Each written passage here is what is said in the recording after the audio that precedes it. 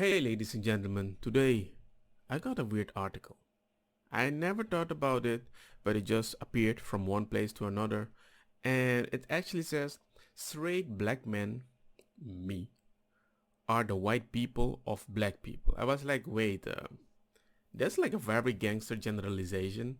And when this picture that I see like this black man looking at the black lady, I can see where they're coming from, but saying that we are as bad, I thought we're not supposed to generalize in such a grave. I mean, everybody has a personal experience. I do believe that.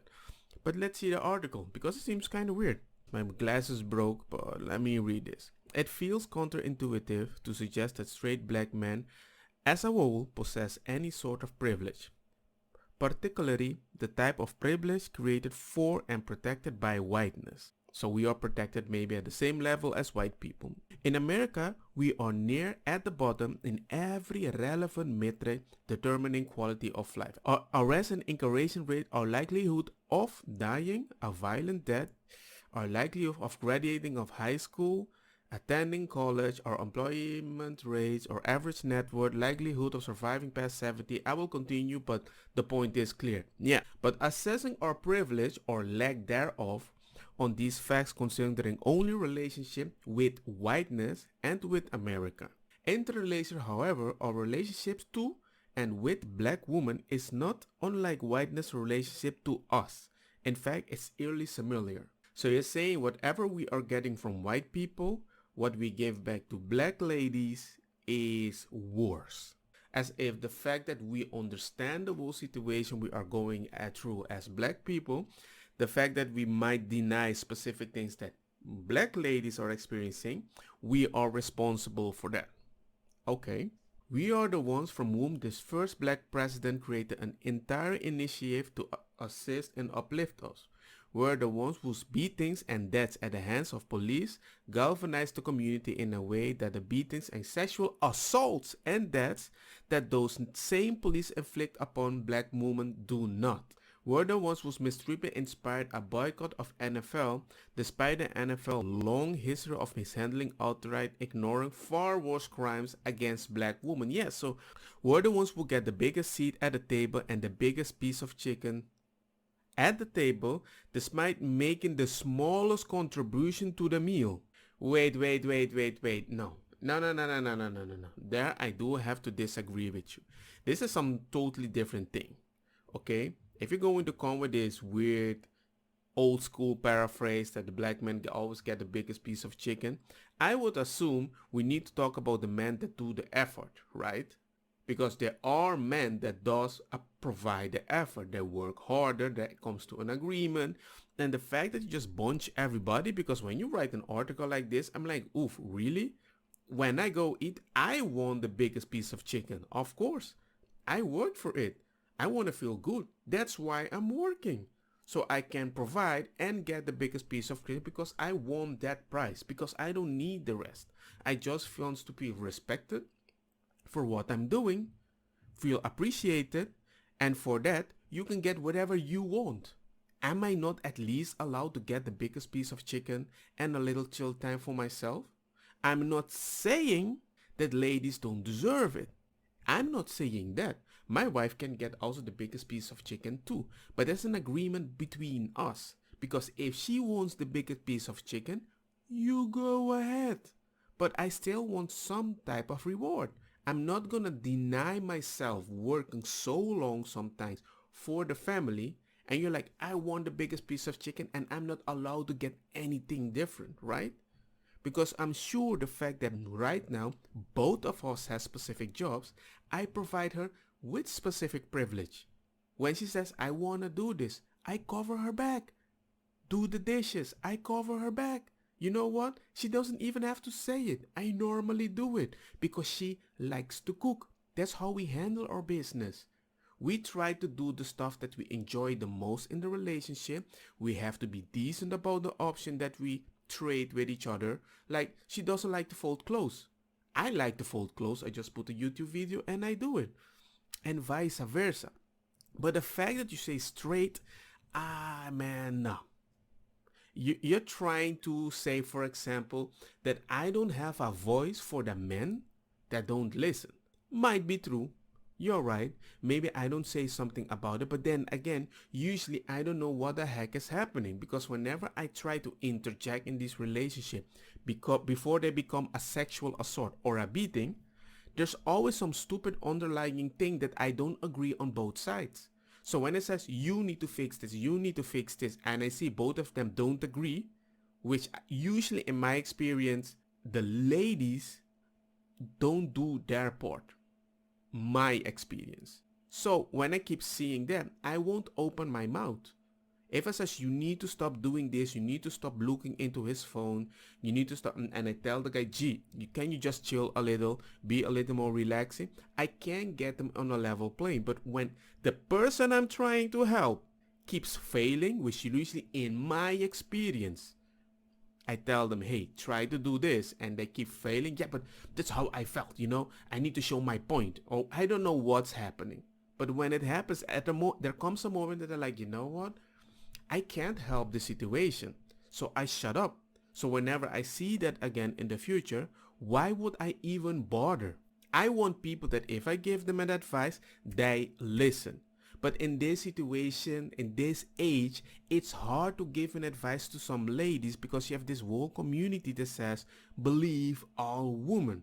So it's so counterproductive when you try to help, because whenever you try to give a constructive criticism, they become defensive because you have a pee-pee between your leg and you're also hetero. And I'm like, hey, what are you doing? If you want my help, don't ask me to give it in a way that you want. If you ask my wife is gonna tell you the same thing. But you're not gonna be, you obey your man. You're not a real woman. No. I'm like, what are you talking about? My wife works a job from 8 hours. Sometimes takes care of the children and actually tell me, go do your thing because I need you to be rested, because sometimes your job is much more stressful than mine.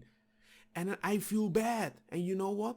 Then I help her when I come back from the job. I don't just ignore her and go do something else and be like, oh my job is stressful. We work it out. It's not like one rule we have in a relationship and everything is Gucci. We freaking adapt. I can't just help somebody because you want me to help you. I can base my reality on what I'm experiencing. And in no situation would I suggest, you know what? I'm gonna help everybody the same. No! Are you freaking kidding me? I've gotten in so much trouble by following that strategy, and I realized, you know what?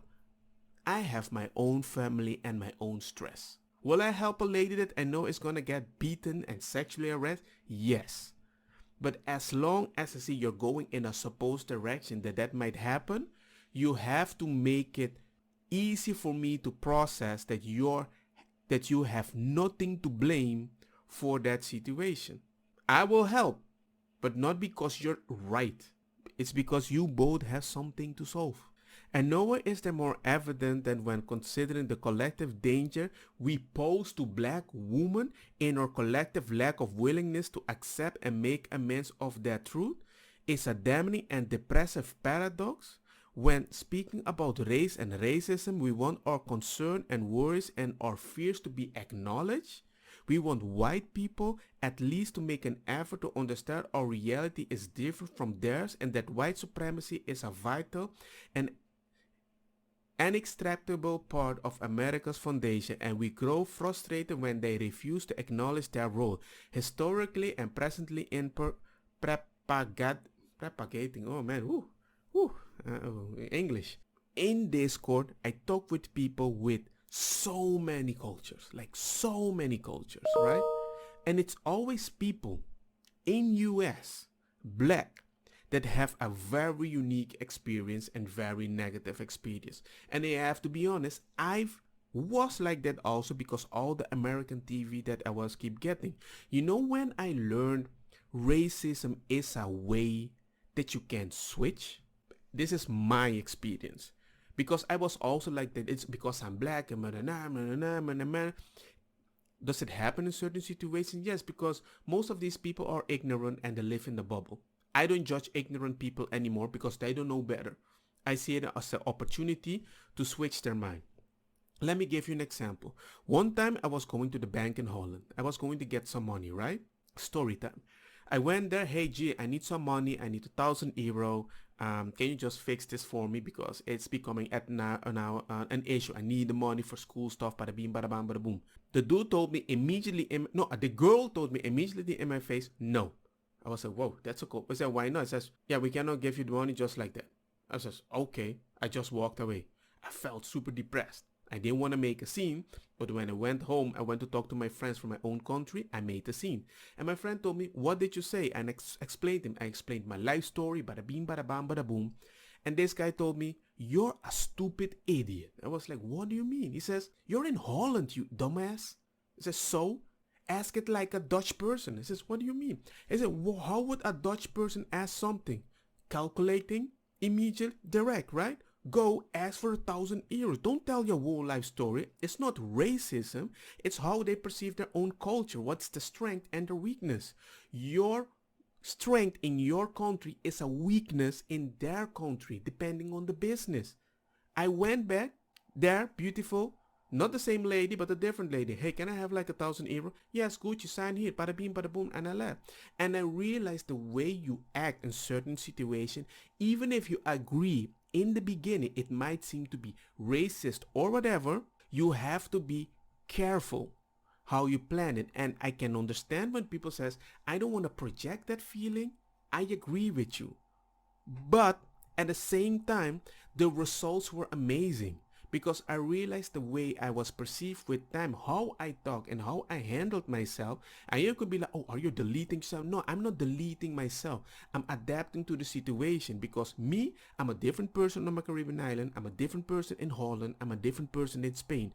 But I know how to talk to all of these people because when I go back to my own island, even my own people kind of judge me like, hey, why are you talking so weird? What happened to your accent? I need to switch it up. Is it fun? For me, it is because I realized I can make almost everybody like me because they realize, hey, not all black people are the same, and I leave an effect that I keep impressing people, and they have this doubt the next time they meet a black person, for example. They're like, maybe I need to take it a little chill. And I notice it works amazingly. When I see these articles and these people that's always like racism, I'm like, dude, you're doing it wrong. Unless they just randomly come and arrest you, then I agree with you with stupid reason, or shoot you accidentally when they're supposed to pick up a taser which they thought they had in their hand. They actually shot you. Happened to you last time. Yes, that's gangster. But then again, I don't think it's that gangster because why do you have a job where you know you have to confront people, but then when you get confronted, you get so nervous, you pull the wrong gun with your dominating hand when you know your taser should be on the other side and you shoot them? People, there's a difference between racism and stupidity. That's how I try to see it. I'm not denying stuff. But the thing is, my experience, how I handled myself, does set me apart. And it's really hard for a person, a hetero black man, to identify with that. That's all I'm saying. When the racism isn't blatant or doesn't appear to exist at all, we want them to give us the benefit of a doubt. Which I agree though. It can be that. Because we train ourselves to be able to sense it. That's what I don't like to do. When I sense something and I act upon it, it's like you will give a different vibe and people feel that. If you don't think that you don't have a sense, don't you think they have a sense how you will perceive them? Even in a minute and barely perceptible amount, because our safety depends on recognition of it. We share how it feels to be stopped by the police officer. It happened to me too, but whenever that happened, they asked me something. You know what I do? I look them straight into their face. Yes, no, I don't know, maybe, I live here. Identify yourself, there you go. Okay, please leave. Gucci, I walk home. And you're gonna be like, really? It says, yes, I love my life. I'm not gonna get combative. I will not give them any reason to dance the lambada around me because I love my life. If I have to supposedly live a little oppressed because I know there are people that look like me that made it look bad, I don't mind. Although we recognize that not all white people are actively racist, we want them to accept that all benefits for racism, and we become annoyed when individual whites take personal exception and center themselves in any conversation about race, claiming to be the one of the good ones and wishing us to stop and acknowledge their goodness. Man, you know how I'm going to change this point of view? On my island, there was this one blonde girl, and there was this other blonde girl, and they always robbed girl number one. And my nephew was laughing like, I don't know why, but because I told him, no, you know why. You know how certain Dutch people can talk down on specific people. And that's the thing. When you have this attitude, certain black Rastamans or those people, they realize the way you're talking, how you act, and how you express yourself without respect. And when they're like, oh, you want to do, you know I can rob you, right? And they just do it because they can. And they always rob the same one. Not girl number two. And he was like, you know what, you're all right. Because sometimes when I talk to this girl, she has this condescending way of speaking. We don't know if it's because she watched too much MTV. But you realize that the way you talk, you trigger people more. Other people have lives too. So what I'm trying to say with this story is, to empathize with people, you have to come from a humble place. Humble. You cannot come from a top side and be like, yo, I want this. Why don't you see it? And you understand, you're like, yeah, but I'm frustrated. But with frustration, I've never ever got something done. So the fact that you might put me with this article in that position as if, hey, you're not doing enough. I'm like, no, I know I'm doing enough. I recognize the issue, but I can't stand next to you because the way you perceive that thing, I'm like, no, I don't agree with it. You want quick results when I'm ready to humble myself for result. You're not going to convince people by labeling them with the bad people because you already made them defensive. That's my point. They face the same racism we do and the same doubts from whites about whether the racism actually exists that we do, and then they are forced to attempt to convince their brothers and partners and friends and fathers and cousins and lovers of dangers of existing as a black woman, and they're met with the same doubt, the same resistance, the same questioning. They are not believed in the world or in their communities, and we black men remain either uninterested in sincerely addressing or deconstructing this culture of danger, and persuasive doubts are refused. Okay. And we men are not interested. I can tell you one thing immediately. The reason it happens with black women, it's all about beauty standards. People like to protect what they consider beautiful, right? There is not much attention in that department for black women. And the fact that they are so more combative because they are receiving so much more at the same time, the attractiveness they had is even less because they're becoming more combative in society. I do agree that in the long run, what is happening, black women are not in an advantage. I agree with that. So they are in an uphill battle. So I will support any black woman I see that I can try to help when I can see they are in danger. I'm not saying that I don't agree at all. I know where they're coming from. But what I'm also saying, when people deny this stuff, for example, usually it's not because they're denying for denying. It's because you need to convince them. You need to do your part. It's just that sometimes specific ladies have a very bad way of reacting, and that is the problem. Because for example in Spain, I see a lot of Spanish people treat black women much better, surprisingly, compared to Holland or my own country. They treat these African people like gems. I'm not even joking about it. But what I notice in difference between the people in Holland, the black ladies, and the black ladies in US is these African ladies are so much more respectful in the way they handle their business. So the respect provided is humongous. So I know they get stupid stuff pushed in their face. I do agree with you there. I know it's not fair, but the way they all handle it collectively, back to these white people or any other culture, there's like a different respect. Last time I saw a super black African lady with the police, and I was like, I thought Spain was racist. No, there's some gangster respect for these people, because respect is amazing when the other person knows they're treating you like shit. Amazing. It breaks. It's like an onion layer that keep pulling. In my life, I like to peel onions, and it feels good. My eye ain't hurting at all. I don't have one here, but this one works, and no TDI, G. No TDI. So for me, if me hetero, I'm the problem, I'm not the problem. I'm doing my part. You do you. But I can't stand by you, because I've never forced somebody to be respectful.